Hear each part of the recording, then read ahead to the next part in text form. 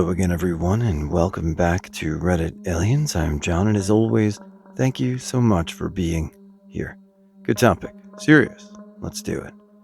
People who were in prison during 9/11. What was that like? Please remember to like, share, and subscribe. I had just recently arrived in the system after sitting in county for a while, so was still in diagnostics, where all your processing like medical and affiliations and job placement stuff happens. I remember being still asleep when a guard turned on the lights and rolled the TV into the dorm. Intakes had been torn down by the last batch, or maybe the batch before them. I remember my bunk was right by the plug, so I could sit there and be right to the side of the TV. My house was popular for a few days, lol. Everyone was confused at first. What the hell, boss? Why are you waking us up? But his demeanor showed that something serious was up. Big gray-headed dude, usually jovial, was like, "Y'all quiet down and look at this." We thought it was just a crash at first, but he answered, "No, we're under attack." I'm not super sure about the timeline. He must have brought it on shortly after the Pentagon got hit. I remember seeing one of the towers fall at least, but the memory is fuzzy. We were one somber bunch of hoodlums, though. They left the TV in the dorm all that day, and most of the next. Like others have said, we didn't go out for a few days. We didn't go full lockdown because they kept running the diagnostic stuff, but I can't speak for the rest of the camp. Among the inmates, it was gossip as usual, hyped to the walls. There's gonna be a war. They're gonna let us out. Gonna write my recruiter and get out of here, blah blah blah. The couple Middle Eastern looking guys got some shit, but no beatings, at least in my pod. Again, stuck in intake, so they knew about the rest of the camp. There was perhaps an increased sense of camaraderie and lots of talk from the veterans in the group. I guess I've never really thought about that morning from the perspective of anyone other than myself or a New Yorker before. Strange memory. Thanks for asking, person. We didn't know what happened. We all thought somebody escaped. That's what the older prisoners told us anyway. No TV, no newspapers, no radio, no work. We were kitchen staff and served 2 meals a day. And we didn't have trays. Instead, it was bagged lunch for everybody. PB&J and a carton of milk for 3 days. After the first 12 to 15 hours, the older inmates were telling us it could be a riot in another block because it was too quiet. Any stirs by the inmates, the loudspeaker would come on and tell us we're on lockdown. When we found out 72 hours later, it was total shock. We were in California, and we didn't know if our families were okay or what. I had to wait 2 hours to make a phone call to my family. I had to have my family in California contact family in New Jersey and tell them to accept a collect call for me. I wouldn't take anybody's word that everyone was alive. It's hard to fathom or imagine when you put it in perspective and say that it was 3 days before you found out what happened. Well. It was shortly after the count had cleared, and I had just walked outside to the yard before going to my job in the education department. The inmate I worked with asked me if I heard that we were at war and that they had attacked New York. I remember my belly was in a knot thinking, oh shit, we're at war? And I'm stuck in here and my family's out there. I grew up in the 80s and remember the Cold War fear that the Russians were going to take over the country, so that's what I was thinking when I heard war. I was only a few years into a very long sentence, so I didn't know what to think. When we went into the classroom, we rigged the TV to catch channels over the antenna. We were all glued to the TV, and I'll never forget watching people jump to their deaths. I called my folks and said we loved each other, and my dad reassured me that we weren't going to be taken over by another country. We had like 15 channels on TV in our units, and I remember every single channel I had the news on, even BET. Wow, I've never heard anyone ask this before, and so many people don't believe this story that I don't even bother telling it. I was in prison during 9/11, in what was called high risk, but most people would understand maximum security. It was a 2-story section of cells where you went when you had been really bad in prison and gotten too many cases. We had been on complete lockdown for a while. No TV, no anything. The guards hated us because we were dicks, and only came back there when they were required to. It was football season, and we had been decently good hoping to talk the guards into letting us watch a Cowboys game. This was maybe 2 weeks after 9/11. During the game, they kept showing us and videos of planes crashing into buildings. A guard was walking by checking on us, and someone asked why they kept showing it. That's when we were told that we had been attacked a couple of weeks prior. Don't really remember what I felt about it because even then we didn't know a lot about it. I was in a max prison in Texas at the time. I was in the infirmary talking to the PA when a nurse came in and told the doctor that a plane had just crashed into the World Trade Center. A little bit later, she came in again crying, telling the PA that another plane had just crashed into the second tower. All three of us came out of the room into the lobby where someone had rolled the TV in. We all watched the news broadcast, the people crying, footage of the planes crashing, everything. In prison, prisoners segregate themselves according to race and then by city. Then there's more segregation between prisoners and guards, nurses, etc. But at that brief moment, we were all standing there watching the TV, and all those lines of separation were gone. When those towers were attacked, we were all attacked. We were all feeling sadness, worry, anger. I remember walking back to my building and everyone was quiet. Guards weren't giving us a hard time, inmates were more quiet than usual, just a dark cloud over the prison. I was in prison in Missouri at the time, minimum security camp, Tipton. Even though there wasn't much of a security risk inmate-wise, when the plane hit, it was about 30 minutes later, everyone was told to report back to our buildings. Temporary lockdown was in place, and the closest military base had fighter jets on patrol almost immediately. Even though we had to go on lockdown, almost everyone was already in a cubicle watching as the second plane hit.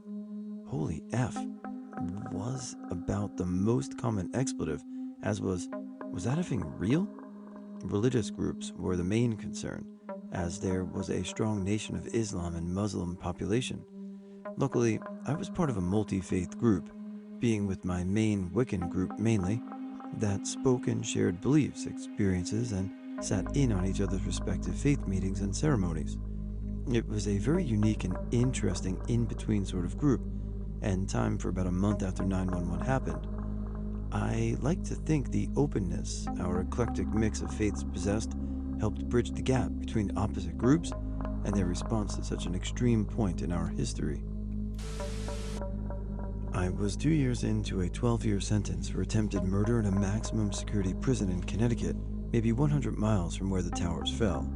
I was outside my cell block on my job assignment in a prison industry program when it happened. We were all signing out tools and getting ready for work when they called for the lockdown over the intercom. It wasn't anything out of the ordinary. Prison-wide lockdowns happened occasionally for a variety of reasons, and in fact, we were due for the annual prison-wide shakedown, so we all assumed that's what it was. As I was heading back to my workstation to gather up my tools and dispose of my contraband, LOL, I overheard one of the COs say that New York just got attacked and we were at war. I just assumed bullshit and went about my business, but it quickly became clear that something was up. The CO seemed panicked, and they were rushing us out. I didn't even get a pat down on the way out. Normally, if you're getting locked down because of a disturbance in the prison, the COs feel the need to be assholes to the guys that were just minding their business on the other side of the complex. But they weren't like that. They kept telling us just to get back to our cells and we'd find out what's up. I should mention here that most inmates had TVs in their cells. My cellmate and I arrived back at our cell at roughly the same instant, immediately hopped on our bunks and stayed there glued to our TVs for the next few hours. I got back about 10 minutes before the second plane hit, and when it hit, I remember being so shocked that something like that was happening so close to me that I looked out the window to make sure the world wasn't ending. So backstory on my relationship with the cellmate. This guy just moved in about a month ago. He was a crabby, complaining, confrontational African-American Muslim from New York City. I'm a white boy from the country with a chip on my shoulder. Needless to say, there was your classic culture clash, and we butted heads a lot in the beginning, but gradually settled into a mutual respect relationship and coexisted. Up until that day, we hadn't spoken in about 2 weeks. I know people wonder how you can spend all day in a cell with a person and never speak, but honestly, those are the best cellies. Try getting locked in a cell with a guy that's constantly bitching about his problems, and you'll know what I mean. So that fateful day, after about 4 hours, they brought lunch. My cellmate went out to get it, and we broke our vows of silence over egg salad. I just remember him being irate that it happened in his city and heartbroken over the damage this would do to his religion. I didn't realize it at the time, but he was spot on with some of the stuff that he was prophesizing that day. He was so apologetic for his religion. It was the first time I'd actually seen that miserable bastard vulnerable. We came off lockdown 3 days later, and things went back to routine quickly. Because that's how you get through a long prison sentence. Just follow the routine. My cellmate got his ass kicked over a card game about a week later, and I thankfully never saw him again, but I credit him with the fact that I'm not one of those people that believe all Muslims are terrorists.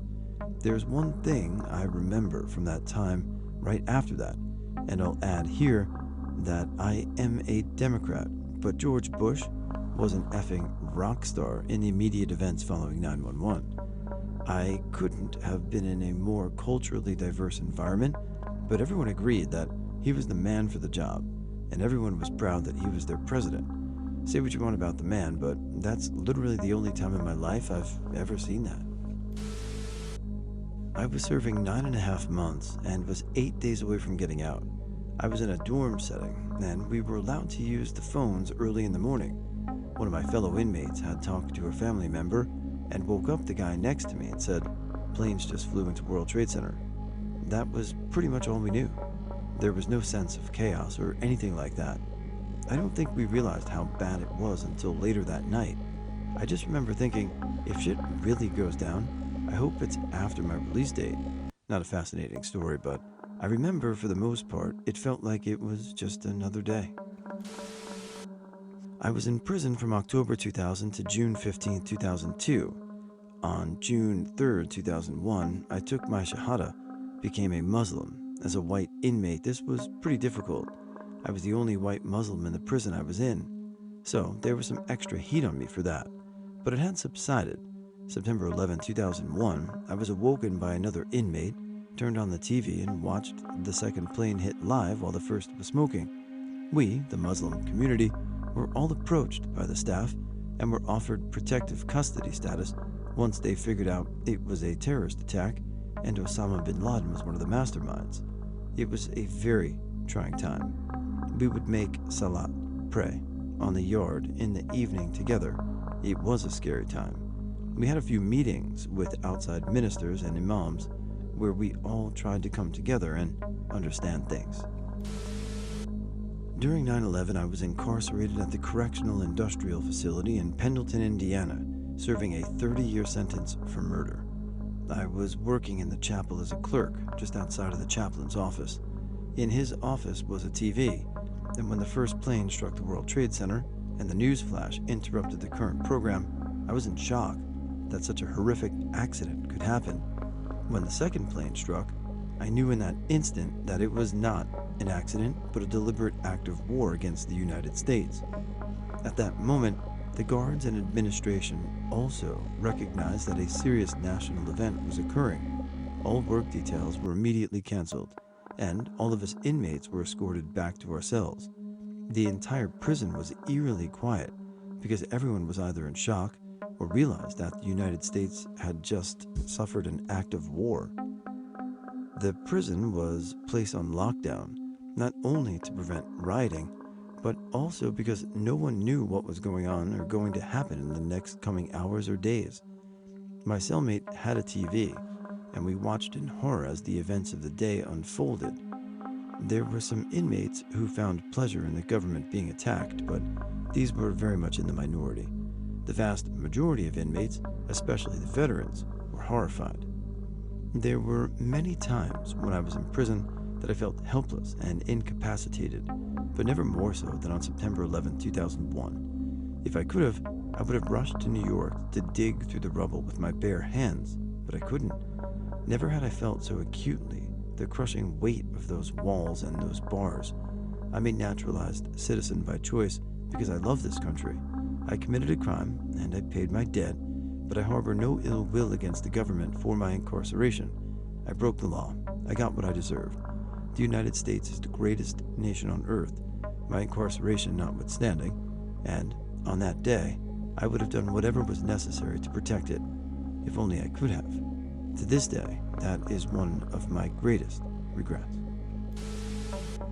9/11 is significant to me for not only being locked up at the time, but my mother was flying out of Boston that morning from Logan Airport, the airport where two of the planes were hijacked. That morning, I was walking across the top tier about to take a shower, and below the TVs were on. The first plane had crashed already, and the networks were still unsure of what was going on. It was just coverage of the tower burning. Then a girl points to the screen and yells, and I watched the second plane hit. Some were going to phones, calling family who lived in New York. I proceeded to take a shower. As I was showering, I said out loud that Bin Laden came back to take out towers and finish the job. Little did I know I was actually right. It also was time I realized my mom was in Boston, and the news said that where the planes came from. I was like, F, my mom might be on one of those planes. Panic flowed through me instantly. She was leaving Boston that morning to return home that day, for I had court the next morning, and she was going to court with me. Anyway, I jumped out of the shower, got dressed, and booked it to the phone to call my dad. He answered. I said immediately, was that her plane? He paused and slowly said he didn't think so, for her flight was like at 9 a.m. or something. He said he had been trying to call her, but the cell lines were jammed. It gave us a huge sigh of relief, but I was still freaked out because all the misinformation going around that terrible day. Later, I found out the FBI swarmed the airport, and she stayed with my aunt until she could get home via train and car 3 days later, because all flights were grounded for days. It was an awful feeling that I'm not only locked up watching the world go to shit, and I can't even do anything, but sit and watch helplessly, all the while wondering if my mom was on one of those planes. Terrible feeling, the not knowing. It was such a scary day that I hope we will never see again.